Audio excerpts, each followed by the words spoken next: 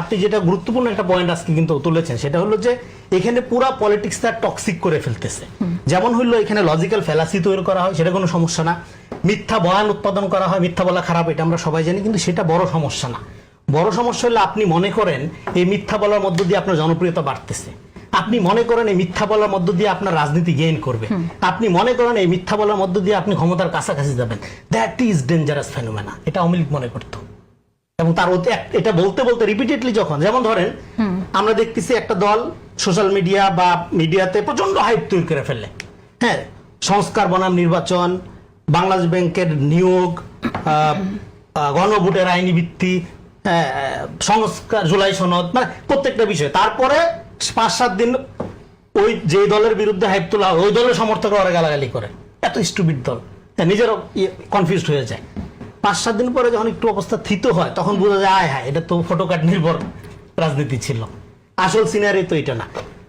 এই যে তারপরে কিন্তু তারা থেমে যায়, তাদের পজিশন যে পিআর না হলে নির্বাচন হবে না, তারপরে হইলো যে মানে দ্বিকক্ষ পিআরের ভিত্তিতে দ্বিকক্ষ বিশিষ্ট না হলে এই হবে না, প্রত্যেকটা পয়েন্ট কয়টা উদাহরণ দিব।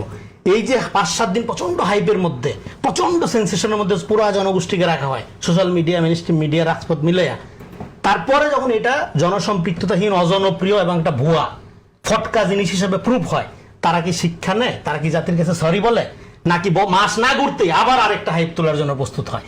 তার মানে কি এটা তারা ভুল করে, তারা বোকা? নো, এটা তাদের স্ট্র্যাটেজি, এটা তাদের প্ল্যান।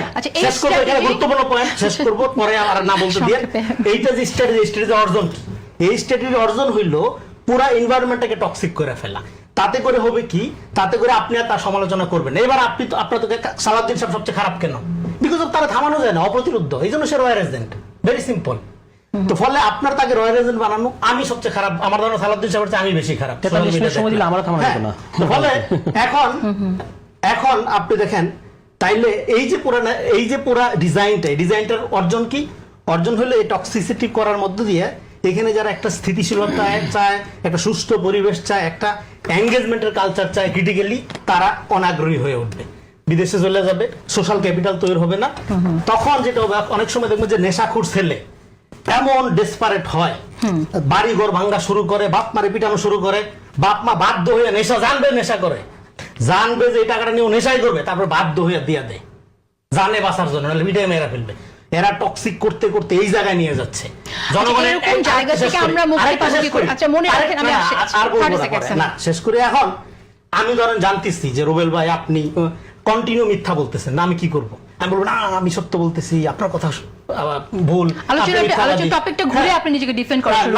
আমি কি কন্টিনিউ এটা করবো? আমি এটা করবো। তাহলে এখানে যারা দেখতেছেন শুনতেছেন, তাহলে আমাদের পদ্ধতি কি হবে? পদ্ধতি হলো যারা মিথ্যা বলতেছে এবং এটা কালচার বনে হবে তাদেরকে ইগনোর করা। এবার তারা তো ইগনোর হয়ে থাকবে না, তারা আপনাকে বারবার খুঁচাবে, তারা আপনাকে বারবার ট্রিগার করবে। তাইলে পদ্ধতি কি? তারা যেটা বলতেছে এটা 100% ইগনোর করা, এবং তারা যেটা বলতেছে তখন আর সেটা গুরুত্বপূর্ণ থাকে না, পুরা কথাটা আর গুরুত্ব থাকে না। সে যত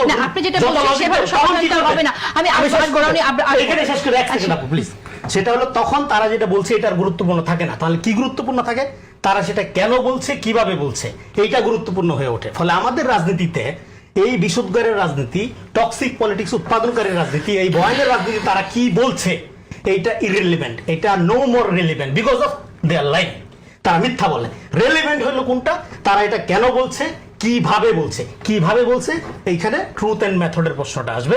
সেটার দিকে আমরা মনোযোগ দিলে তাহলে পুরো রাজনীতির কোর্সটা এখানে কেন শেষ লম্বা সময় নির্ধারণ করে এই পদ্ধতিতে যদি আমরা দেখি, তাহলে আমরা পুরো ডিপ স্টেটকে রিভিল করতে পারবো।